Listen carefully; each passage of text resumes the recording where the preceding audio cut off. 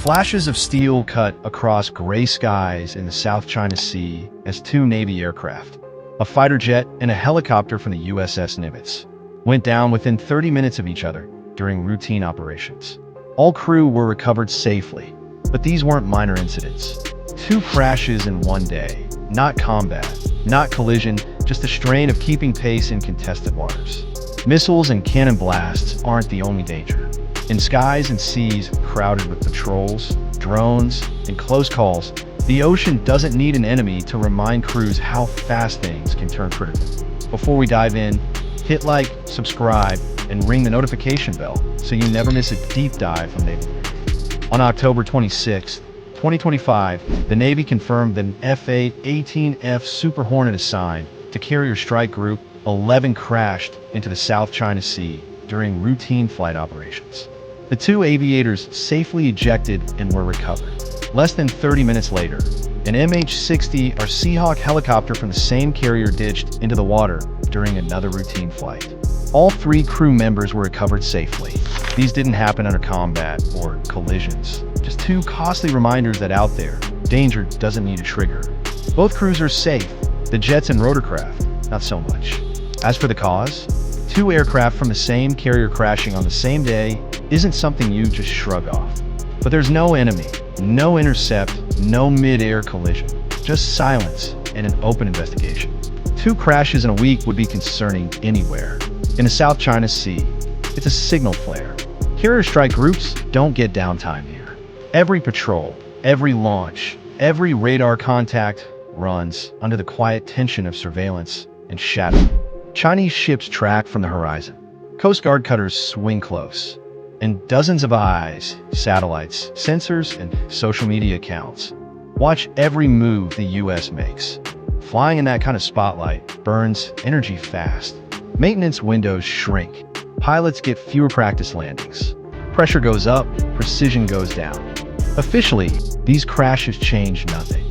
Unofficially, they feed a narrative China loves, that the US presence here is stretched, overextended, maybe even sloppy. Beijing state media echoed a familiar warning. Foreign powers cannot operate indefinitely in our waters without consequence. They didn't need to name the Nimitz. Everyone knew. But here's the flip side. The carrier didn't turn around. Flights resumed within hours. That's deterrence in practice. Showing up again after the sea tries to knock you down. The Nimitz has been running near constant ops this year. Part of a rotation pattern that keeps at least one American supercarrier inside the first island chain almost year-round. The reason's simple: visibility. Presence equals influence, and absence equals vacuum. Every day, the U.S. carrier sails through the South China Sea. It signals that Washington still considers these waters open, no matter whose dredged-up reefs sit nearby. But that presence comes at a cost. Engines don't rest. Air crews don't sleep much. Even precision machines wear out when they're flying political messages as much as missions. Commissioned in 1975, the Nimitz is nearly 50 years old, a legend nearing the end of its run. It served through the Cold War, the Gulf War, and now the gray zone grind of the Indo-Pacific. Each launch cycle pushes the limits of its systems and its sailors. And when you're landing a $60 million fighter onto a floating runway that's pitching in 3 directions, routine ops doesn't mean safe. The Navy's next-gen carriers are supposed to handle this load. But until they're fully deployed, the Nimitz and its air wing are the workhorses. And workhorses break down. When aircraft go down, it's not just a maintenance issue. It's strategy with a ripple effect. Every accident forces a pause in flight ops, a review, a message to allies and rivals alike. For allies, reassurance that U.S. forces handle their setbacks fast. For rivals, a window to test reactions, timing, and response strength. And China does test them. Chinese Coast Guard and naval patrols were already shadowing the Nimitz from a distance, a familiar pattern in these waters. They didn't need to close in or make radio contact to make their presence felt. Out here, proximity itself is pressure. Every maneuver happens inside someone's radar bubble, and every second in that zone tests nerves, systems, and discipline. The real contest isn't about dominance, it's about endurance, keeping control when everything around you feels on edge. Every crew member feels that wait long before a headline ever does. That's how Beijing checks whether Washington flinches. It didn't. Analysts point out that the South China Sea is no longer just a body of water.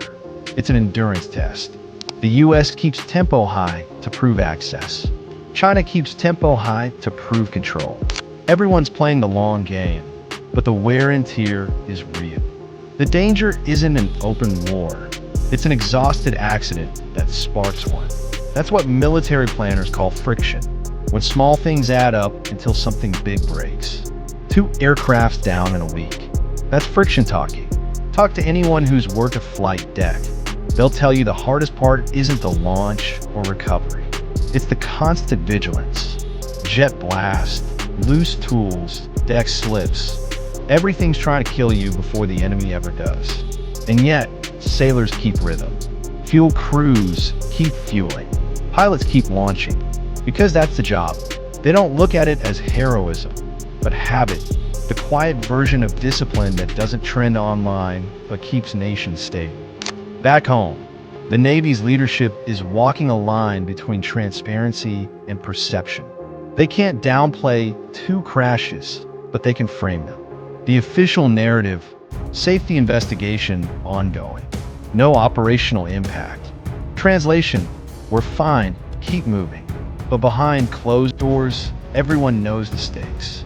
A force that operates this often, this far from home, with ships this old, is one bad day away from losing not just hardware, but narrative dominance. And narratives shape deterrence just as much as deployments. Don't count on a pullback. The Nimitz is still on station, driving forward with the mission. The drills won't stop. The South China Sea doesn't pause for maintenance. What will change is scrutiny. Every future launch, every flight hour, will be watched for signs of fatigue or decline. Beijing will keep counting sorties. Washington will keep proving stamina. Because in this sea, endurance is strategy. 2 crashes don't define a fleet, they define its limits. The Navy just met one. The question is how fast it adjusts before the next test comes from something that isn't mechanical. Because every flight, every launch, every recovery out here isn't just training. It's proof that the system still holds under pressure. And when it doesn't, the ocean reminds everyone who's really in command. Until then, the message from the USS Nimitz is steady as ever. Still flying, still watching, still here. This is Naval Brief. If you're all hands on deck with maritime conflict, naval power, and defense analysis, subscribe and stay mission ready for the next briefing.